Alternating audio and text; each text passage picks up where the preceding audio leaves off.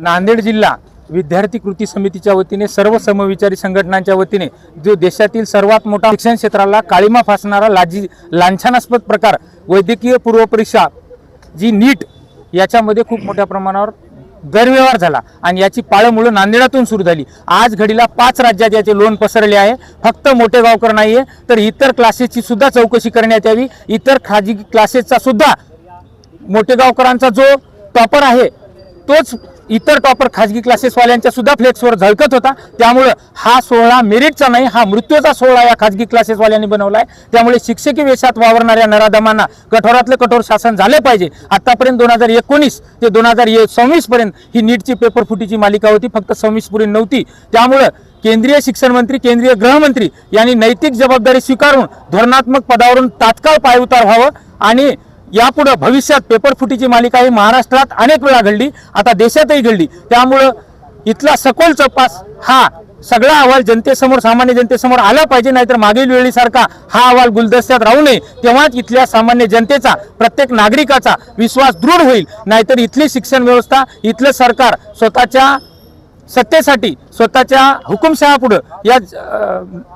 सामान्य जनतेवर खूप मोठा अन्याय करत आहेत, हा अर्थ स्पष्ट होईल। आणि दुसरी बाब, सगळ्यात महत्त्वपूर्ण बाब ही की या जर सर्व गुन्हेगारांना यांची चौकशी आणती, गुन्हा सिद्ध होऊ नये, यांना जर पाठीशी घातलं तर सरकार समर्थक, सरकार पुरस्कृत हे गुन्हेगार आहेत हे सिद्ध होईल।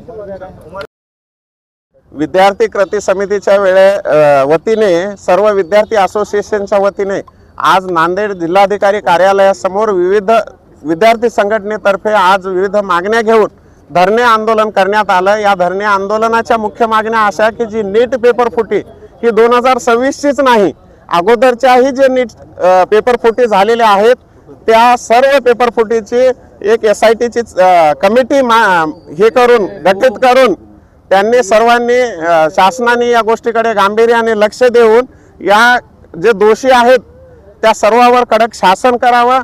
या नीट पेपर फुटीच्या पायामुळाशी एकच मोठे गावकर हा नाही नसून सर्व कोचिंग क्लासेस जे या भारतातील बाहुबली आहेत, कोटा पॅटर्न असेल, आलन असेल, सर्व क्लास याची चौकशी ही CBIने चांगल्या मार्फत करावी। नुसतेच फक्त पालकांच्या मागे न लागता या प्रकरणाची सखोल आणि चांगल्या प्रकारे चौकशी व्हावी। याच्यामध्ये भरपूर गोडबंगाल आहे खूप। याच्यामध्ये माझा तर असा आरोप आहे, सत्ताधारी आणि विरोधकाची सुद्धा चांगली मोठी राजकीय मंडळीचा सुद्धा हस्तक्षेप आहे।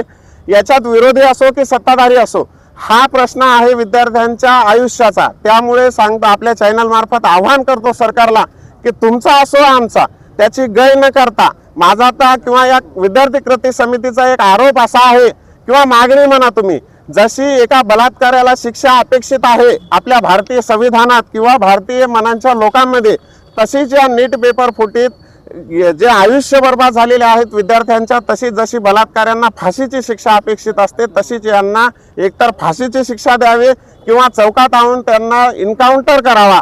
आणि हे जे मोदी सरकार आहे त्यांना एक आव्हान आहे, खरंच यांच्या अनधिकृत बांधकामावर तुम्ही बुलडोजर चालवणार का? एवढीच विद्यार्थी कृती समितीच्या मागणी आहे। आणि आपल्या चॅनल मार्फत एक नम्र आवाहन करतो पालकांना, तुम्हीही या आंदोलनातून एक शिक घ्या तुम्ही किंवा समज घ्या। यांच्यानंतर तुम्ही अशा या फावल्या कोचिंग क्लासेसच्या नादात न पडता आपल्या विद्यार्थ्यांना घरीच शिक्षण द्या।